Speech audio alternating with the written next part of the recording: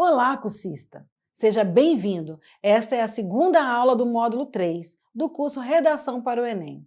Nessa aula, você conhecerá quais são as 5 competências avaliadas na redação do Enem. Competência 1. Demonstrar domínio da modalidade escrita formal da língua portuguesa.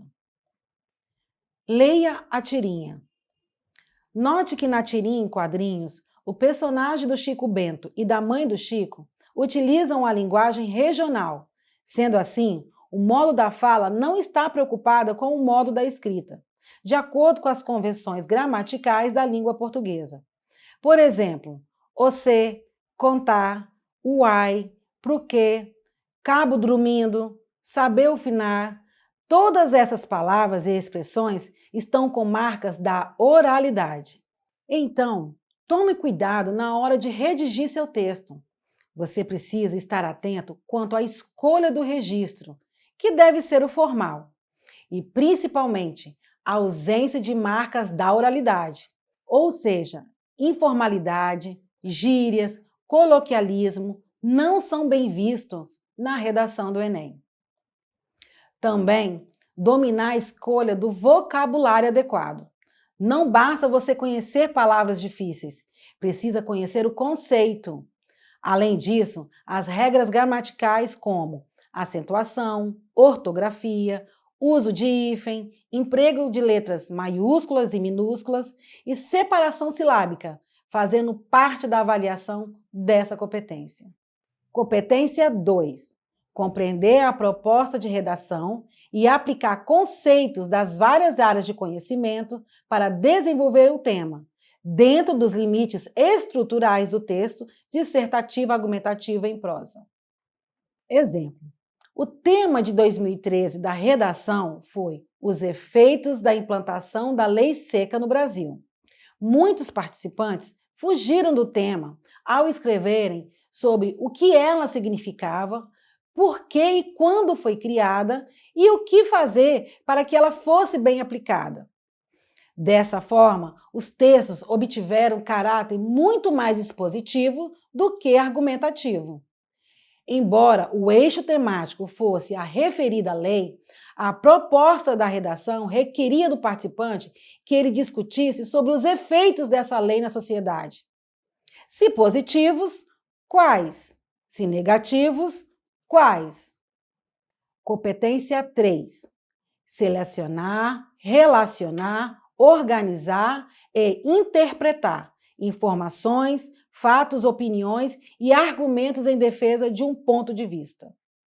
Essa competência avalia a qualidade, a consistência argumentativa e a capacidade de persuasão do autor. Também é avaliado se é apenas uma dissertação ou se, além de informar sobre um determinado tema, o autor manifesta seu posicionamento e críticas. Para isso, o participante precisa saber elaborar um projeto de texto, como se fosse um rascunho. Antes da redação propriamente dita ficar pronta, o projeto de texto auxilia para que nenhum detalhe fique de fora e ainda mais te possibilita selecionar, escolher bons argumentos, relacionar, guiar o leitor até o seu ponto de vista, organizar, colocar em ordem os argumentos que são mais importantes no texto e, finalmente, interpretar. O momento de saber quais argumentos estão de acordo com o tema, ou seja, argumentos que agregam valores para a defesa do seu ponto de vista. Demonstrar conhecimento dos mecanismos linguísticos necessários para a construção da argumentação. Essa competência avalia se você reconhece os recursos coesivos para a produção do seu texto, ou seja, se você domina como amarrar o seu texto para que não fique com palavras soltas ou frases que não façam sentido. O Enem cobra 2 tipos de coesão: coesão sequencial e referencial. A coesão sequencial é utilizada para se referir a algo que já foi citado anteriormente. Para isso, são utilizados sinônimos e os pronomes, diminuindo a repetição de palavras, dessa forma deixando o texto mais rico. Veja um exemplo. O Estado deve garantir aos cidadãos direitos básicos. Nós não devemos aceitar que saúde e educação sejam negligenciadas pelos governantes.